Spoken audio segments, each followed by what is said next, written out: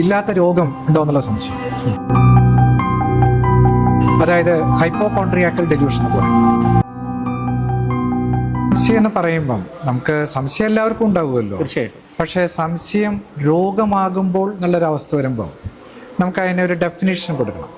അതായത് ഡെലൂഷൻ എന്നാണ് അതിന് ഇംഗ്ലീഷിൽ ഇതിനെ പറയുന്നത്. ഡെലൂഷൻ അതായത് ഇല്ലാത്ത കാര്യങ്ങൾ യാതൊരു ഒരു അടിസ്ഥാനവുമില്ലാതെ ഒരു കാര്യം ഒരു വ്യക്തിക്ക് ഇങ്ങനെ തോന്നുമ്പം സംഭവിക്കാൻ പറ്റാത്ത അടിസ്ഥാനമില്ലാത്തൊരു ഒരു ചിന്ത ആ ഒരു വ്യക്തി വെച്ച് പുലർത്തുമ്പോഴാണ് അതിനെ നമ്മൾ സംശയം എന്ന് പറയുന്നത്. ഇല്ലാത്ത കാര്യങ്ങൾ നമുക്ക് തോന്നാം സാധാരണ രീതിയിൽ പറഞ്ഞാൽ. അപ്പോൾ അതാണ് ഈ സംശയം. അതൊരു രോഗമാണ്. അപ്പോൾ ഇല്ലാത്ത കാര്യങ്ങൾ തോന്നുന്ന സംശയം ഡെലൂഷനാണ്. അതിനെ നമ്മൾ ഡെലൂഷണൽ ഡിസോർഡർ എന്ന് പറയും. അതായത് സംശയ രോഗങ്ങൾ.